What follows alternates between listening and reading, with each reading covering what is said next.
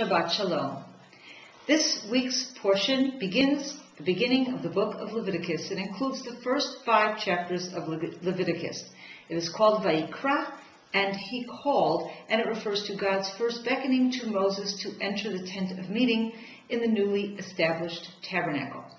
Most of the book of Leviticus is concerned with the work of the sacrifices, the service in the temple, the work of the priests, and the question arises, what's the purpose? What's the meaning of these sacrifices? And I think particularly today, a modern society, as modern individuals, we have a hard time understanding or relating to the idea of sacrifice. I think most of us, when we think about coming close to God, communicating with God, we think more in terms of verbal communication, prayer, some sort of emotional response, perhaps weeping, but I don't think we relate to the slaughter of animals and offering animals or birds or whatever on an altar as a way of serving or communicating with God.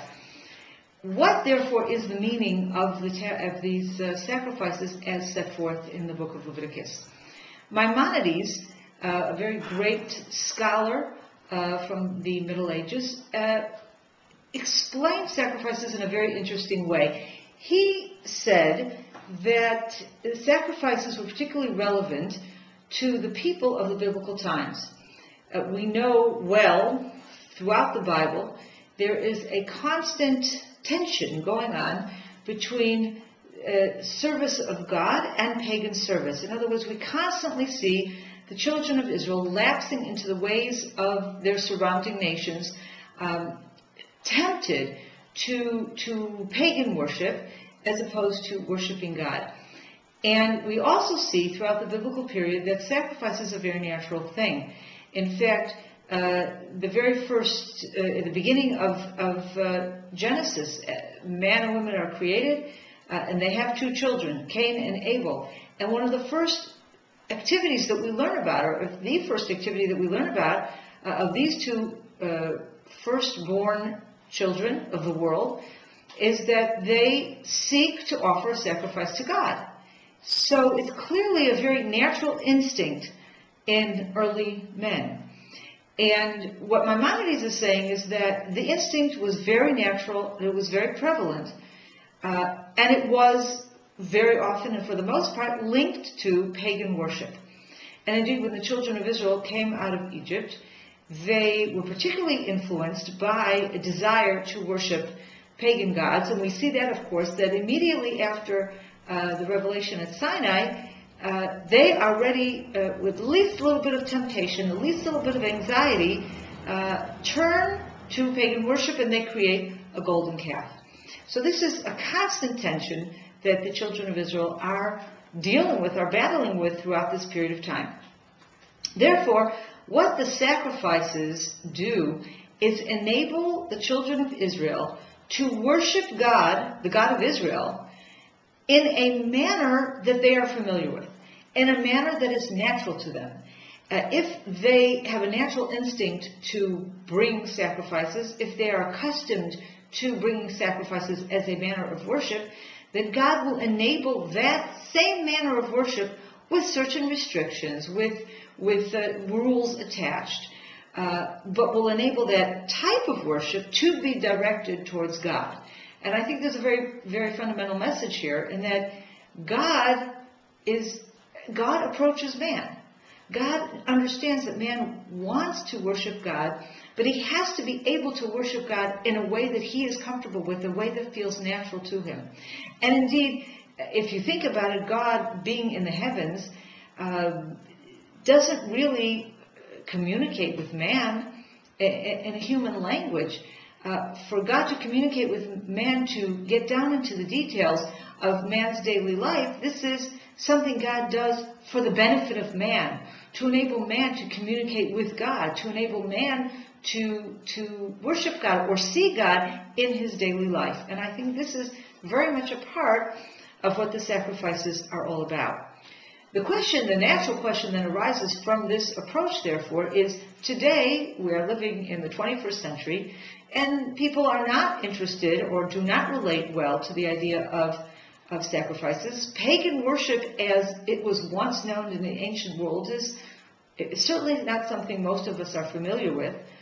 Of course, there are other types of pagan worship. People very often talk about the fact that people's worship almost of money, their constant chasing after material value, is a sort of pagan worship. It's a worship of the dollar bill or of the euro instead of worshiping of God. But it's certainly not a type of pagan worship that we are familiar with from the Bible, and it's certainly not a worship that has anything to do with sacrifice or some of these other rituals.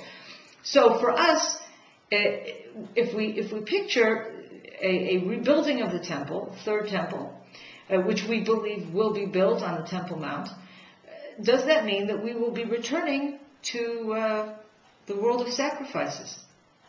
So if you go according to Maimonides' perspective, you would say, well, no, there's no need for sacrifices anymore, because if the sacrifices was a method of worship that was meant to accommodate a certain mentality in human being, and if that mentality of most human beings doesn't exist anymore, perhaps we will, in the third temple, be worshiping God in a completely different way, more in line with prayer, more in line with the kind of worship that we are involved with today. On the other hand, if you look in the book of Ezekiel, the last 8 chapters of Ezekiel, starting in chapter 40, deals with Ezekiel's vision of the future temple, a temple that has not yet been built, the third temple. It's very detailed, by the way. It's very precise and talks about the actual structure of the temple. And after it completes those descriptions, it goes on to describe the fact that there will be sacrifices in this future temple. So if we understand Ezekiel, as most people do, to refer to this future temple, the question, of course, is, well, here it talks about sacrifices. What are we going to be bringing sacrifices? And the truth is that the debate is not really resolved on this issue. I personally have a hard time understanding or accepting the fact that we would be going and beginning pagan worship, not pagan worship, that we would be going back to sacrifices. I find it very difficult to relate to that. On the other hand, one time I was having this discussion with one of my Christian friends, and we were wrestling with these issues, and he said something to me very, very interesting, and I think this is very much true. He said, look, Messiah comes, if he tells us to bring sacrifices, we're going to bring sacrifices, and we'll figure it out. And I think that really is how we have to lead the debate. I think it is incumbent upon us, though, as we read these chapters in Leviticus, to try to understand the deeper meaning behind the worship, the sacrifice, and this type of worship. Because it's not the sacrifice itself that matters, and we know God says it's clearly. Jeremiah talks about the fact that, He's not interested in, God is not interested in our sacrifices. He's not interested in our sacrifices if they don't come with the attached meaning that it's supposed to be about. It's supposed to be about your sacrificing yourself to God, you're submitting yourself to God. And as we read these chapters in Leviticus, that is a very important message to keep in mind.